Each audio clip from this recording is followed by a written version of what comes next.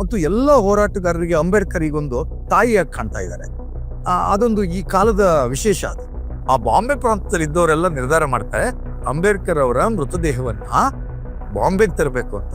ಹಾಗಾಗಿ ಬಾಂಬೆಯಲ್ಲಿ ಅಂಬೇಡ್ಕರ್ ಅವರ ಮೃತದೇಹದ ಅಂತಿಮ ಕಾರ್ಯಗಳು ನಡೆಯುತ್ತೆ. ಲಕ್ಷಾಂತರ ಜನ ಅವರ ಅಭಿಮಾನಿಗಳು ಅವರ ಮೃತದೇಹದ ದಹನ ಆಗೋ ಕಾಲದಲ್ಲೇನೆ ಬುದ್ಧ ಧರ್ಮವನ್ನು ಸ್ವೀಕಾರ ಮಾಡ್ತಾರೆ. ಗಾಂಧಿಯನ್ನ ಕೊಂದವರು ಅಂಬೇಡ್ಕರ್ ಸಾವನ್ನು ಬಯಸಿದ್ರು. ಯಾಕೆ ಅಂತಂದ್ರೆ ಅಂಬೇಡ್ಕರ್ ಸತ್ತ ನಂತರ ತಡಕಾಡಿದಾಗ ಅಂಬೇಡ್ಕರ್ ಅವರು ಪರಿಶೋಧಿಸಿ ಬರೆದಿದ್ದಂತಹ 2 ಪ್ರಮುಖ ಗ್ರಂಥಗಳ ಹಸ್ತಪ್ರತಿ ಕಾಣೆಯಾಗಿರುತ್ತೆ. ಅಂಬೇಡ್ಕರ್ ರಾಷ್ಟ್ರ ನಾಯಕ ಅಂತ ಹೇಳ್ತೀರಿ. ರಾಷ್ಟ್ರ ನಾಯಕರಿಗೆಲ್ಲ ಅಲ್ಲಿ ದಿಲ್ಲಿನಲ್ಲಿ ಸಮಾಧಿ ಮಾಡೋದಕ್ಕೆ ಜಾಗ ಕೊಡೋದು ಒಂದು ಸಂಪ್ರದಾಯ ಇದೆ. ಆದ್ರೆ ಅಂಬೇಡ್ಕರ್ ಅವರಿಗೆ ಅದು ಸಿಕ್ಕಿಲ್ಲ ಸರ್. ಮತ್ತೆ ಚುನಾವಣೆಯಲ್ಲಿ ಅವರನ್ನ ಸೋಲಿಸಿದವರು. ಈ ಬಗ್ಗೆ ಏನ್ ಹೇಳ್ತೀವಿ? ಖಂಡಿತ ಅಂಬೇಡ್ಕರ್ ಒಬ್ರು ರಾಷ್ಟ್ರ ನಾಯಕರು ಅಂತ ಹೇಳ್ತೀವಿ. ಮತ್ತು ಈಗಲೂ ಹೇಳ್ತೀನಿ, ಆಗಿಗಿಂತ ಅಂಬೇಡ್ಕರ್ ಏನು ಅವಸಾನವಾದ ಕಾಲ ಇದೆಯಲ್ಲ, ಆ ಕಾಲಕ್ಕಿಂತ ಈಗ ಹೆಚ್ಚು ಅಂಬೇಡ್ಕರ್ ಪ್ರಖರವಾಗ್ತಿದ್ದಾರೆ. ನನಗದೊಂದು ವಿಶೇಷ ಅಂತ. ಹೌದೌದು, ಇದೇ ಹೆಚ್ಚು ಅಂಬೇಡ್ಕರ್ ಪ್ರಖರ ಆಗ್ತವ್ರೆ. ಮತ್ತು ಎಲ್ಲ ಹೋರಾಟಗಾರರಿಗೆ ಅಂಬೇಡ್ಕರ್ ಈಗೊಂದು ತಾಯಿಯಾಗಿ ಕಾಣ್ತಾ ಇದ್ದಾರೆ. ಅದೊಂದು ಈ ಕಾಲದ ವಿಶೇಷ. ಅದು ಈ ಕಾಲದಲ್ಲಿ ಬಂದಿರತಕ್ಕಂಥ ಒಂದು ಗುಣಾತ್ಮಕ ವಿಶೇಷ. ಅದು ಆ ವಿಶೇಷಗಳನ್ನು ಹೇಳುವಾಗ ನೀವು ಹೇಳಿದಂತೆ ಅಂಬೇಡ್ಕರ್ ರಾಷ್ಟ್ರ ನಾಯಕರು ಅಂತ ಆದ್ಮೇಲೆ ದೆಹಲಿಯಲ್ಲೇ ಮೃತರಾದಂತಹ ಅಂಬೇಡ್ಕರ್ ಅವರಿಗೆ ದೆಹಲಿಯಲ್ಲಿ ಒಂದು ಸಮಾಧಿ ಸ್ಥಳವನ್ನ ಕೊಡ್ಲಿಲ್ವಲ್ಲ, ಆ ಕೊಡದೇ ಇರೋರೆಲ್ಲ ಅಂಬೇಡ್ಕರ್ ವಿರೋಧಿಗಳು ಪ್ರಶ್ನೆ ಹುಟ್ಟಾಗ್ತಿದ್ರು. ಈ ಪ್ರಶ್ನೆ ಹುಟ್ಟಾಗ್ತಿರೋರು ಯಾರು ಅಂದ್ರೆ ಆ ಮೂಲದಿಂದ ಅಂಬೇಡ್ಕರ್ ವಿರೋಧಿಗಳವರು, ಅಂಬೇಡ್ಕರ್ ಸಂವಿಧಾನದ ವಿರೋಧಿಗಳು ಈ ಪ್ರಶ್ನೆ ಹುಟ್ಟಾಗ್ತಾರೆ. ಒಂದು ಚಾರಿತ್ರಿಕ ಘಟನೆಯನ್ನು ನಾವು ಯೋಚನೆ ಮಾಡಬೇಕು. ಅಂಬೇಡ್ಕರ್ ಅವರು ದೆಹಲಿಯಲ್ಲಿ ಇದ್ರು. ಅಂಬೇಡ್ಕರ್ ಮೊದಲ ಪತ್ನಿ ಮೃತರಾಗಿ, ರಮಾಬಾಯಿ ಅವರು ಮೃತರಾಗಿ, ಅಂಬೇಡ್ಕರ್ ಅವರು ತುಂಬಾ ಕಾಲಗಳ ನಂತರ ಅವರ ವೈದ್ಯಕೀಯ ಚಿಕಿತ್ಸೆಗಳನ್ನು ನೋಡಿಕೊಳ್ಳುವ ಮತ್ತು ಅವರನ್ನ ಆರೈಕೆ ಮಾಡುವ ಬೇಕಾದಂತ ಒಂದು ಅವಶ್ಯಕತೆಯನ್ನು ಮನಗಂಡು ಮತ್ತು ಅವರ ಎಲ್ಲ ಅಭಿಮಾನಿಗಳ ಶಿಷ್ಯರ ಒತ್ತಾಯಕ್ಕೆ ಮಣಿದು ಅವರು 2ನೇ ಮದುವೆ ಆಗ್ತಾರೆ. ಅವರು 2ನೇ ಮದುವೆ ಆದಂತಹ ಹೆಣ್ಮಗಳು ಅವರು ವೈದ್ಯರು ಸ್ವತಃ. ಅವರು ಸವಿತಾ ಅಂಬೇಡ್ಕರ್. ಆದ್ರೆ ಸವಿತಾ ಅಂಬೇಡ್ಕರ್ ಅವರ ವಿಚಾರ ಬಂದಾಗ ಅಲ್ಲಿ ನೀವು ತುಂಬಾ ಗಂಭೀರವಾಗಿ ನಾವು ಯೋಚನೆ ಮಾಡಬೇಕು. ಅಂಬೇಡ್ಕರ್ ಅವರು ಅವರು ವಾಸ ಇದ್ದಿದ್ದು ದೆಹಲಿಯಲ್ಲಾದ್ರೂ ಸಹಿತ ಅವರು ತುಂಬಾ ಪ್ರೀತಿಯಿಂದ ಕಟ್ಟಿರ್ತಕ್ಕಂಥ ಅವರ ಮನೆ ರಾಜಗೃಹ ಅಂತ ಅದಿದ್ದದ್ದು ಎಲ್ಲಿ ಅಂದ್ರೆ ಬಾಂಬೆದಲ್ಲಿ, ಮಹಾರಾಷ್ಟ್ರದ ಬಾಂಬೆಯಲ್ಲಿತ್ತು. ಮತ್ತು ವಿಶೇಷ ಏನು ಅಂತಂದ್ರೆ ಅಂಬೇಡ್ಕರ್ ಅವರ ಮಗ ಯಶವಂತ್ ಇದ್ರಲ್ಲ, ಅವರು ಬಾಂಬೆದಲ್ಲೇ ವಾಸವಾಗಿದ್ರು. ಸವಿತಾ ಮತ್ತು ಬಾಬಾ ಸಾಹೇಬ್ ಅಂಬೇಡ್ಕರ್ ಅವರು ಡೆಲ್ಲಿಲಿದ್ರು. ಸವಿತಾ ಅವರು ಬಾಬಾ ಸಾಹೇಬರ ಅಂಬೇಡ್ಕರ್ ಅವರ ಚಿಕಿತ್ಸೆ ವಿಚಾರದಲ್ಲಿ ಬೇರೆ ಬೇರೆ ಸಂದರ್ಭದಲ್ಲಿ ಸವಿತಾ ಅವರು ತೆಗೆದುಕೊಂಡಿರ್ತಕ್ಕಂಥ ನಿರ್ಣಯದ ಬಗ್ಗೆ ಈಗಲೂ ಸಹಿತ ಹಲವಾರು ಚರ್ಚೆ ಇದೆ. ಸ್ನೇಹಿತರೆ, the last days of Baba Saheb Ambedkar ಅಂತ ಹೇಳಿ ಅಂಬೇಡ್ಕರ್ ಅವರ ಆಪ್ತ ಕಾರ್ಯದರ್ಶಿ ನಾನಕ್ ಚಂದ್ ರತ್ತು ಅನ್ನೋರು ಕೃತಿ ಬರೆದಿದ್ದಾರೆ. ಆ ಕೃತಿಯನ್ನು ಕನ್ನಡಕ್ಕೂ ತಂದಿದ್ದಾರೆ. ಅದನ್ನು ಓದಿದಾಗ ತುಂಬಾ ಅವ್ರ ಹತ್ತಿರದಿಂದ ನೋಡಿದವರು, ಅವ್ರ ಜೊತೆ ಕೊನೆ ಕಾಲದವರಿಗೂ ಸಹಿತ ಕಾರ್ಯದರ್ಶಿ ಆಗಿದ್ದವರು, ಆಪ್ತ ಕಾರ್ಯದರ್ಶಿ. ಅವರು ತುಂಬಾ ಸ್ಪಷ್ಟವಾಗಿ ಅದನ್ನ ಹೇಳ್ತಾರೆ. ಅದೇನು ಅಂತಂದ್ರೆ ಅಂಬೇಡ್ಕರ್ ಅಭಿಮಾನಿಗಳು ವರ್ಸಸ್ ಸವಿತಾ ಅವ್ರದ್ದು ಏನು ನಿರ್ಣಯ ಇತ್ತು ಅಂದ್ರೆ ಬಾಬಾ ಸಾಹೇಬ್ ಅಂಬೇಡ್ಕರ್ ಅವರ ಮೃತದೇಹವನ್ನ ಸಾರನಾಥಕ್ಕೆ ಕೊಂಡೊಯ್ಯಬೇಕು ಅಂತ. ಸಾರನಾಥನ ಬುದ್ಧನ ಕ್ಷೇತ್ರ ಏನಿದೆ, ಆ ಸಾರನಾಥದಲ್ಲಿ ಅವರನ್ನ ಸಮಾಧಿ ಮಾಡಬೇಕು ಅನ್ನುವಂಥದ್ದು ಸವಿತಾ ಅವರ ಹಕ್ಕೊತ್ತಾಯ. ಅಂಬೇಡ್ಕರ್ ವಾದಿಗಳಾಗಿರ್ತಕ್ಕಂಥ ಮತ್ತು ಅಂಬೇಡ್ಕರ್ ಅವರ ಪಕ್ಷದ ಕಾರ್ಯಕರ್ತರು, ಅವರ ಅನುಯಾಯಿಗಳೆಲ್ಲ ಇದ್ರಲ್ಲ, ಅವ್ರದ್ದೆಲ್ಲ ಏನಾಗಿತ್ತು ಅಂದ್ರೆ ಅಂಬೇಡ್ಕರ್ ಅವರು ಅವರ ಸಿದ್ಧಾರ್ಥ ಸಂಸ್ಥೆ ಅಂತ ಕಟ್ಟಿರ್ತಾರೆ ಇಲ್ಲಿ ಬಾಂಬೆದಲ್ಲಿ.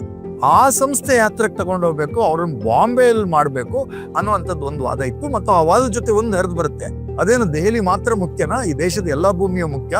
ಅಂಬೇಡ್ಕರ್ ಅವರ ಮೂಲ ರಾಜ್ಯವಾಗಿರ್ತಕ್ಕಂಥ ಮಹಾರಾಷ್ಟ್ರದಲ್ಲಿ ಅವರ ಸ್ಮಾರಕ ನಿರ್ಮಾಣ ಆಗಬೇಕು ಅನ್ನುವಂಥ ಒಂದು ಬರಿದೊಡ್ಡ ವಾಗ್ವಾದ ನಡೆಯುತ್ತೆ. ಆ ವಾಗ್ವಾದ ನಡೆದಾಗ ಅವ್ರ ಕುಟುಂಬದಲ್ಲಿದ್ದಂಥ ಆರ್ಥಿಕ ಸಂಕಷ್ಟ ಅವೆಲ್ಲ ಒಂದು ಬೇರೆದೇ ಚರ್ಚೆ.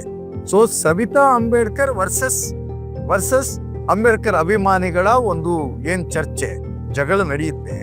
ಅದರಲ್ಲಿ ಸವಿತಾ ಅವ್ರ ಕೊನೆಗೆ ಬಂದು ಅಂಬೇಡ್ಕರ್ ಅವರ ಆಪ್ತ ಕಾರ್ಯದರ್ಶಿ ನಾನಕ್ ಚಂದ್ ರತ್ತು ವಿನಂತಿ ಮಾಡ್ತಾರೆ, ದಯವಿಟ್ಟು ಅಂಬೇಡ್ಕರ್ ಅವರ ಅಭಿಮಾನಿಗಳಿಂದ ನನ್ನನ್ನ ರಕ್ಷಣೆ ಮಾಡಿ ಅಂತ. ಯಾಕೆಂದ್ರೆ ಅದು ಏನೋ ಒಂದು ಗೊತ್ತಿಲ್ಲ, ಒಂದು ದೊಡ್ಡ ಅನುಮಾನ ಸವಿತಾ ಅಂಬೇಡ್ಕರ್ ಅವ್ರ ಮೇಲೆ ನೆಟ್ಟಿರುತ್ತೆ. ಅದು ದೊಡ್ಡದಾದಂತ ಒಂದು ಚರ್ಚೆ ಎದ್ದಿರುತ್ತೆ. ಅಂಬೇಡ್ಕರ್ ಅವ್ರಿಗೆ ಸರಿಯಾದ ಚಿಕಿತ್ಸೆಯನ್ನು ಕೊಡೋಕೆ ಅವ್ರು ಬಿಟ್ಟಿಲ್ಲ ಅಂತೇಳಿ. ಅದು ಸತ್ಯನೋದು. ಅವರು ಬೇರೆ ಬೇರೆ ಚಿಕಿತ್ಸೆ ಕೊಡೋಕೆ ಹತ್ರ ಹೋದ್ರೆ ಅವ್ರನ್ನ, ಆ ವೈದ್ಯರುಗಳನ್ನ, ಒಬ್ಬ ಫ್ರೆಂಚ್ ವೈದ್ಯ ಬರ್ತಾನೆ ಚಿಕಿತ್ಸೆ ಕೊಡಬೇಕು ಅಂತ, ಅವ್ರನ್ನ ಅಲೋ ಮಾಡೋದಿಲ್ಲ. ಇದೆಲ್ಲ ಚಾರಿತ್ರಿಕ ಸತ್ಯಗಳು. ಆದಾಗ ಅಂಬೇಡ್ಕರ್ ಅವರ ಹೆಚ್ಚು ಅಭಿಮಾನಿಗಳಿದ್ದದ್ದೇನೆಂದ್ರೆ ಬಾಂಬೆ ಪ್ರಾಂತದಲ್ಲಿ. ಆ ಬಾಂಬೆ ಪ್ರಾಂತದಲ್ಲಿ ಇದ್ದವರೆಲ್ಲ ನಿರ್ಧಾರ ಮಾಡ್ತಾರೆ ಅಂಬೇಡ್ಕರ್ ಅವರ ಮೃತದೇಹವನ್ನ ಬಾಂಬೆಗೆ ತರಬೇಕು ಅಂತ. ಹಾಗಾಗಿ ಬಾಂಬೆಯಲ್ಲಿ ಅಂಬೇಡ್ಕರ್ ಅವರ ಮೃತದೇಹದ ಅಂತಿಮ ಕಾರ್ಯಗಳು ನಡೆಯುತ್ತೆ. ಲಕ್ಷಾಂತರ ಜನ ಅವರ ಅಭಿಮಾನಿಗಳು ಅವರ ಮೃತದೇಹದ ದಹನ ಆಗೋ ಕಾಲದಲ್ಲೇನೆ ಬುದ್ಧ ಧರ್ಮವನ್ನು ಸ್ವೀಕಾರ ಮಾಡ್ತಾರೆ. ಬುದ್ಧಂ ಶರಣಂ ಗಚ್ಚಾಮಿ ಅಂತ ಹೇಳ್ತಾರೆ. ಅದಾದ್ಮೇಲೆ ಅದೇ ಜಾಗವನ್ನು ಈಗ ನಾವು ಚೈತ್ಯ ಭೂಮಿ ಅಂತೇಳಿ ನಾವು ನೋಡ್ತಾ ಇದ್ದೀವಿ. ಮತ್ ನಾನು ಈಗಲೂ ಹೇಳ್ತೀನಿ, ಅದೇನು ದೆಹಲಿ ಮಾತ್ರ ಶ್ರೇಷ್ಠನಾ? ಯಾವುದೋ ಒಂದು ಉತ್ತರದ ನದಿ ಮಾತ್ರ ಶ್ರೇಷ್ಠನಾ? ನಮ್ಮ ನದಿ ತೊರೆಗಳು, ನಮ್ಮ ತುಂಗೆ, ನಮ್ಮ ಸೀತಾ ನದಿ, ನಮ್ಮ ಸುವರ್ಣ, ನಮ್ಮ ನೇತ್ರಾವತಿ, ನಮ್ಮ ಕಾವೇರಿ, ನಮ್ಮ ಕೃಷ್ಣ, ನಮ್ಮ ಕಪಿಲ, ಇವೆಲ್ಲ ಶ್ರೇಷ್ಠ ಅಲ್ವೇ? ಇವು ಎಲ್ಲ ಶ್ರೇಷ್ಠ. ಹಾಗೇನೆ ದೆಹಲಿ ಒಂದೇ ಯಾಕೆ ಹೆಗ್ಗುರುತಾಗಬೇಕು? ಬಾಂಬೆಯು ನಮ್ಮ ಹೆಗ್ಗುರುತೋ, ಬೆಂಗಳೂರು ನಮ್ಮ ಹೆಗ್ಗುರುತೋ, ಚೆನ್ನೈಯು ನಮ್ಮ ಹೆಗ್ಗುರುತೋ, ಹೈದ್ರಾಬಾದು ನಮ್ಮ ಹೆಗ್ಗುರುತೋ ಅಲ್ವೇ? ಹಾಗಾಗಿ ಆ ಹೆಗ್ಗುರುತಿನ ಒಂದು ಜಾಗವಾದಂತಹ ಬಾಂಬೆಯಲ್ಲಿ ಅವರ ದಫನ್ ಆಗುತ್ತೆ. ಅದನ್ನೇನು ಭಾರಿ ದೊಡ್ಡ ಕಾರಣವನ್ನು ಹುಡುಕ್ಬೇಕಾಗಿಲ್ಲ. ಎರಡನೇ ಸಂಗತಿಯನ್ನು ನಾವು ಗಮನಿಸಬೇಕಾದ ಸಂಗತಿ ಏನು ಅಂತಂದ್ರೆ, ಚುನಾವಣೆಯಲ್ಲಿ ಸೋಲಿಸಿದ್ದು ನೆನ್ಪಿಟ್ಕೋಬೇಕು ನಾವು. ಅದೇನು ಅಂತಂದ್ರೆ, ಬಾಬಾ ಸಾಹೇಬ್ ಅಂಬೇಡ್ಕರ್ ಅವರು ಎಂದಿಗೂ ಸಹಿತ ಕಾಂಗ್ರೆಸ್ ಪಾರ್ಟಿಯ ಮೆಂಬರ್ ಆಗಿರಲಿಲ್ಲ. ಬಾಬಾ ಸಾಹೇಬ್ ಅಂಬೇಡ್ಕರ್ ಅವರಿಗೆ ಬೇರೆದಾದ ಪಕ್ಷ ಇತ್ತು. ಆ ಪಕ್ಷ ಒಂದು ನೋಂದಾಯಿತವಾದಂತ ಪಕ್ಷ ಆಗಿತ್ತು.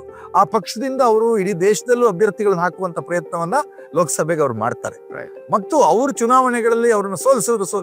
ಯಾರ ಎದುರುಗಡೆ ಬಾಬಾ ಸಾಹೇಬ್ ಅಂಬೇಡ್ಕರ್ ಅವ್ರನ್ನ ಸೋತ್ರು ಅಂತಂದ್ರೆ, ಇನ್ನೊಬ್ಬ ಪರಿಶಿಷ್ಟ ವರ್ಗದ ಅಥವಾ ದಲಿತ ವರ್ಗದ, ನಾನು ದಲಿತ ಅಂತ ಹೇಳ್ಬಾರ್ದು ನಾನು, ಆದ್ರೆ ಕಮ್ಯುನಿಕೇಟ್ ಆಗೋ ದೃಷ್ಟಿಯಿಂದ ಹೇಳ್ತೇನೆ, ದಲಿತ ವರ್ಗದ ವ್ಯಕ್ತಿ ಎದುರುಗಡೆ ಅವ್ರು ಚುನಾವಣೆಗೆ ಸೋಲೋದು ಬಾಬಾ ಸಾಹೇಬ್ ಅಂಬೇಡ್ಕರ್ ಅವರು.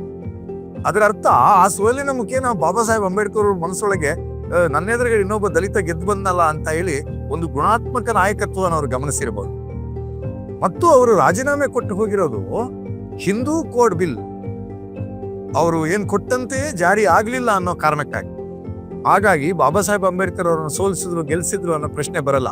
ಬೇರೆ ಬೇರೆ ರಾಜಕೀಯ ಪಕ್ಷಗಳಿದ್ದಾಗ ಅದನ್ನ ಆ ರೀತಿಯಾಗಿ ನಾವು ನೋಡ್ಬೇಕಾಗತ್ತೆ. ಆದ್ರೆ ಬಾಬಾ ಸಾಹೇಬ್ ಅಂಬೇಡ್ಕರ್ ಅವರನ್ನ ಪ್ರಥಮ ಕಾನೂನು ಮಂತ್ರಿಯನ್ನಾಗಿ ನಾವು ಮಾಡ್ಕೊಂಡ್ವಲ್ಲ ಈ ದೇಶದಲ್ಲಿ.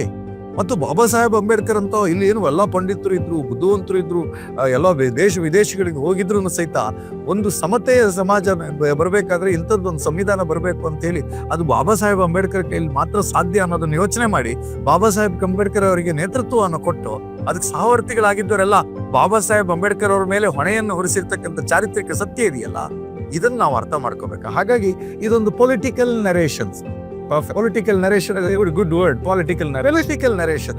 ಹಾಗಾಗಿ ಇದರ ಹಿಂದಿನ ಒಂದು ಐತಿಹಾಸಿಕ ಕಾರಣಗಳನ್ನು ನಾವು ಗಮನಿಸಬೇಕಾಗುತ್ತೆ. ಸೊ ಅದಕ್ಕೆ ಗಮನಿಸಲಿಕ್ಕೆ ತುಂಬಾ ಮುಖ್ಯವಾಗಿ ಅದು ನಮ್ಗೆ ಯಾರು ಅವರ ಕಾರ್ಯದರ್ಶಿಯಾದಂತಹ ನಾನಕ್ ಚಂದ್ ರತ್ತು ಬರೆದಂತಹ the last days of Ambedkar ಇದೆಯಲ್ಲ, ಅದು ತುಂಬಾ ಅತ್ಯುತ್ತಮವಾದ ಆಕರ ಗ್ರಂಥವಾಗಿ ಕಂಡು ಬರುತ್ತೆ. ಹಾಗಾಗಿ ಈಗಲೂ ಸಹಿತ ಅಂಬೇಡ್ಕರ್ ಅನುಯಾಯಿಗಳಲ್ಲಿ ಅಂಬೇಡ್ಕರ್ ಅವರ ಎರಡನೇ ಪತ್ನಿ ಸವಿತಾ ಅಂಬೇಡ್ಕರ್ ಅವರ ನಿಲುವುಗಳ ಬಗ್ಗೆ ಹಲವಾರು ಶಂಕೆಗಳಿದೆ. ನಾನು ಆಗ ಒಂದು ಹಿಂದಿನ ಚರ್ಚೆಯಲ್ಲಿ ಮಾತಾಡ್ತಾ ಹೇಳಿದೆ, ನಾನು ಗಾಂಧಿಯನ್ನ ಕೊಂದವರು ಅಂಬೇಡ್ಕರ್ ಸಾವನ್ನು ಬಯಸಿದ್ರು. ಗಾಂಧಿಯನ್ನ ಕೊಂದವರು ಅಂಬೇಡ್ಕರ್ ಸಾವನ್ನು ಬಯಸಿದ್ರು. ಯಾಕೆ ಅಂತಂದ್ರೆ, ಅಂಬೇಡ್ಕರ್ ಸತ್ತ ನಂತರ ತಡಕಾಡಿದಾಗ ಅಂಬೇಡ್ಕರ್ ಅವರು ಪರಿಶೋಧಿಸಿ ಬರೆದಿದ್ದಂತಹ 2 ಪ್ರಮುಖ ಗ್ರಂಥಗಳ ಹಸ್ತಪ್ರತಿ ಕಾಣೆಯಾಗಿರುತ್ತೆ. ಆ ಹಸ್ತಪ್ರತಿ ಇದೆಯಲ್ಲ, ಅದು ಗಾಂಧಿ ಕೊಂದವರಿಗೆ ಅರಗಿಸ್ಕೊಳಕ್ ಆಗ್ತಾ ಇರಲಿಲ್ಲ. ಅದರಲ್ಲಿದ್ದಂತಹ ವಿವರಗಳು, ಅದರಲ್ಲಿರ್ತಕ್ಕಂಥ ಈ ಸಂವಿಧಾನ ವಿರೋಧಿ ಶಕ್ತಿಗಳು ಏನಿದಾವೆ, ಆ ಗುಂಪುಗಳ ಬಗ್ಗೆ ಬಗೆದಿರ್ತಕ್ಕಂಥ ಬಾಬಾ ಸಾಹೇಬ್ ಅಂಬೇಡ್ಕರ್ ಅವರ ವಿಚಾರಗಳಿತ್ತಲ್ಲ, ಆ ವಿಚಾರಗಳನ್ನ ವಿರೋಧ ಮಾಡಿದವರು ಯಾರು ಅಂದ್ರೆ ಗಾಂಧಿಯನ್ನ ಕೊಂದವರೇ. ಗಾಂಧಿಯನ್ನ ಕೊಂದವರಿಗೆ ಅಂಬೇಡ್ಕರ್ ಸಾವು ಬೇಕಿತ್ತು. ಆದ್ರೆ ಅಂಬೇಡ್ಕರ್ ಸಾಯಬಾರ್ದಾಗಿತ್ತು. ಅಂಬೇಡ್ಕರ್ ಇನ್ನಷ್ಟು ವರ್ಷಗಳ ಕಾಲ ಬದುಕಿದ್ದಿದ್ರೆ ಈ ರಾಷ್ಟ್ರದಲ್ಲಿ ಇನ್ನಷ್ಟು ಗಟ್ಟಿಯಾದಂತಹ ಸಮಾನತೆಯ ವಿಚಾರಗಳು, ಚರ್ಚೆಗಳು ಮುನ್ನೆಲೆಗೆ ಬರ್ತಾ ಇದ್ವು. ಹಾಗಾದ್ರಿಂದ ಪೊಲಿಟಿಕಲ್ ನರೇಷನ್ಸ್ ಏನ್ ಮಾಡ್ತಿದ್ದಾರೆ, ಅಂಬೇಡ್ಕರ್ ಅವ್ರನ್ನ ಸೋಲಿಸಿದ್ರು ಅಂತಂದ್ರೆ, ಅಂಬೇಡ್ಕರ್ ಅವ್ರಿಗೆ ಬೇರೆ ರಾಜಕೀಯ ಪಕ್ಷ ಇತ್ತು. ಹಾಗಾಗಿ ಇದೊಂದು ರಾಜಕೀಯ ಪಕ್ಷ, ಅಂಬೇಡ್ಕರ್ ಅವ್ರೊಂದು ರಾಜಕೀಯ ಪಕ್ಷ ಎದುರ ಬದರ ನಿಂತಿದ್ದು ಯಾರು ವಿರುದ್ಧ ಅಂತಂದ್ರೆ, ಅಂಬೇಡ್ಕರ್ ಸಮುದಾಯದ ವ್ಯಕ್ತಿಯ ವಿರುದ್ಧನೇ ಅವ್ರು ಚುನಾವಣೆಯಲ್ಲಿ ಸೋಲ್ತಾರೆ. ಮತ್ತು ನಾವೆಲ್ಲ ಕೆಲಸಕ್ಕೆ ಬಾಬು ಜಗಜೀವನ್ ರಾಮ್ ಮತ್ತು ಅಂಬೇಡ್ಕರ್ ಅವ್ರನ್ನು ಎದುರ ಬದರ ಮಾಡ್ತಾ ಇರ್ತೀವಿ ನಾವು. ಅದೆಲ್ಲ ಪೊಲಿಟಿಕಲ್ ನರೇಷನ್ಸ್. ನೆನ್ಪಿಡಿ, ಬಾಬಾ ಜಗಜೀವನ್ ರಾಮ್ ಅವರೇ ಅಂಬೇಡ್ಕರ್ ಅವರ ಶವವನ್ನ ವಿಮಾನದ ಮೂಲಕ ಇಲ್ಲಿಗೆ ಬಾಂಬೆಗೆ ತಗೊಂಡೋಗ್ಲಿಕ್ಕೆ ಸಹಾಯ ಮಾಡ್ತಕ್ಕಂಥವ್ರು. ಅದೆಲ್ಲ ಎಲ್ಲರೂ ಡಾಕ್ಯುಮೆಂಟೆಡ್. ನೆಹರು ಅವಾಗ ಸಂವಿಧಾನ ಪಾರ್ಲಿಮೆಂಟ್ ಅಲ್ಲಿ ನಿಂತ್ಕೊಂಡು ಮಾತಾಡ್ತಾ ಹೇಳ್ತಾರೆ, ಅವಿನಾಶ್ ಎಂತ ಕರುಣಾಜನಕವಾಗಿದೆ ಅಂತಂದ್ರೆ, ಅವ್ರು ಹೇಳ್ತಾರೆ, ಯಾರು ನುಡಿನಮನದಲ್ಲಿ ಪಾರ್ಲಿಮೆಂಟ್ ಅಲ್ಲಿ ಶ್ರದ್ಧಾಂಜಲಿ ಏನ್ ಮಾಡುತ್ತೀವಿ, ಅಂಬೇಡ್ಕರ್ ಅವರಿಗೆ ಈ ಜಗತ್ತು ಒಂದೇ ಸತಿ ಬದಲಾಯಿಸ್ಬೇಕು ಅಂತ ಇತ್ತು, ಈ ದೇಶವನ್ನು ಒಂದೇ ಸತಿ ಬದಲಾಯಿಸ್ಬೇಕಂತ ಇತ್ತು. ಆದರೆ ನಮಗೆಲ್ಲ ಗೊತ್ತಿರ್ತದೆ ಎಷ್ಟು ಸುಲಭಕ್ಕೆ ಬದಲಾಗೋದಿಲ್ಲ. ಇದು ಶತಶತಮಾನಗಳಿಂದ ಈ ರೀತಿಯ ವಿಭಜನೆಗಳನ್ನು, ಭೇದಗಳನ್ನು ಇಟ್ಕೊಂಡು ಬಂದಿರತಕ್ಕಂಥ ಸಮಾಜ ಅಂತ ನಮಗೆ ಗೊತ್ತಿತ್ತು. ಆದರೆ ಒಂದಂತೂ ಸತ್ಯ, ಅಂಬೇಡ್ಕರ್ ಬಯಸಿದ ಹಿಂದೂ ಕೋಡ್ ಬಿಲ್ನ ನಮಗೆ ಒಂದೇ ಬಾರಿ ಜಾರಿಗೆ ತರಕ್ಕಾಗಲಿಲ್ಲ. ಆದರೆ ಅದನ್ನು ಹಂತ ಹಂತವಾಗಿ ಬಿಡಿ ಬಿಡಿಯಾಗಿ ನಾವು ಜಾರಿಗೆ ತರುವ ಪ್ರಯತ್ನವನ್ನು ಮಾಡಿದ್ದೇವೆ ಅನ್ನುವಂಥ ತುಂಬ ಪ್ರಾಂಜಲ ಮನಸ್ಸಿನಿಂದ ನೆಹರು ಅವರು ಹೇಳ್ತಾರೆ. ಮತ್ತು ನೆಹರು ಹೇಳ್ತಾರೆ, ಸ್ವತಂತ್ರ ಭಾರತ ಎಲ್ಲಿಯವರೆಗೆ ಇರುತ್ತೆ ಅಲ್ಲಿಯವರೆಗೂ ಸಹಿತ ಬಾಬಾ ಸಾಹೇಬ್ ಅಂಬೇಡ್ಕರ್ ಅವರ ಕೊಡುಗೆಗಳನ್ನು ನಾವು ಅಲ್ಲಗಳೆಯಕ್ಕೆ ಆಗೋದಿಲ್ಲ. ಬಾಬಾ ಸಾಹೇಬ್ ಅಂಬೇಡ್ಕರ್ ಅವರು ನಮ್ಮ ಜೊತೆ ಶಾಶ್ವತವಾಗಿ ಇರ್ತಾರೆ ಅಂತ ಹೇಳ್ತಾರೆ. ಅದೇ ರೀತಿಯಾಗಿ ನಾಗ್ಪುರದಲ್ಲೇ ನನಗದೊಂದು ಭಾರಿ ವಿಶೇಷ ಅಂತ ಅನ್ಸ್ಬಿಡುತ್ತೆ ಸರ್. ನಾಗ್ಪುರದಲ್ಲೇ RSS ಕೇಂದ್ರ ಕಚೇರಿ ಅವರು, RSS ಕೇಂದ್ರ ಕಚೇರಿ ಅವರು ನಾಗ್ಪುರದಲ್ಲಿ. ಅಲ್ಲಿಂದ ಒಂದು ಕೆಲವಾರು ಕಿಲೋಮೀಟರ್ಗಳ ದೂರದಲ್ಲೇ ಬಾಬಾ ಸಾಹೇಬ್ ಅಂಬೇಡ್ಕರ್ ಅವರು ಭಾರಿ ದೊಡ್ಡ ಸಂಖ್ಯೆಯಲ್ಲಿ, ಅಷ್ಟು ದೊಡ್ಡದಾದಂಥ ಒಂದು ಮತಾಂತರ ಇದೆಯಲ್ಲ, ಬುದ್ಧ ಧರ್ಮವನ್ನು ಸ್ವೀಕಾರ ಮಾಡಿದ ನಾಗಪುರದ ಭೂಮಿ ಇದೆಯಲ್ಲ, ಜಗತ್ತಿನಲ್ಲಿ ಇನ್ನೊಂದು ಕಡೆ ನಡೆದಿಲ್ಲ ಸರ್. ಜಗತ್ತಿನಲ್ಲಿ ಇನ್ನೊಂದು ಕಡೆ ನಡೆದಿಲ್ಲ.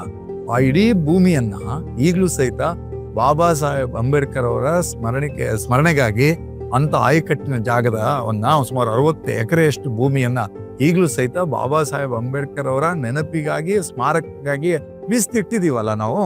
ಅದು ಭಾರತದ ಹೃದಯ ಭಾಗದಲ್ಲಿ ಇದೆಯಲ್ಲ, ಅಲ್ಲೇ ಒಂದು ವೈರುಧ್ಯಗಳು ಕಾಣ್ತಾ ಇದೀವಿ ಸರ್ ನಾವು. ಅಲ್ಲಿ ರೇಷಿಮ್ ಬಾಗ್ ಅಂತ ಹೇಳಿ ಒಂದ್ ದಿಕ್ಕಿನಲ್ಲಿ ಇದೆ, ನಾಗ್ಪುರದ ಒಂದ್ ದಿಕ್ಕಿನಲ್ಲಿ. ಮತ್ತೊಂದು ಈ ದಿಕ್ಕಿನಲ್ಲಿ ಅಂಬೇಡ್ಕರ್ ಅವರ ದೀಕ್ಷಾ ಭೂಮಿ ಇದೆ. ಅವೆರಡೂ ಮಾತಾಡ್ಕೋತಾ ಇದ್ದಾವೆ. ಭಾರತ ಅಂದ್ರೆ ಅದೋ ಇದೋ ಅಂತ ಹೇಳಿ, ಅದೋ ಇದೋ ಅನ್ನೋದು ಮಾತಾಡ್ಕೋತಾ ಇದ್ದಾವೆ. ಇದೇ ಈ ಭಾರತದ ಈ ಕಾಲದ ಸತ್ಯ ಸರ್.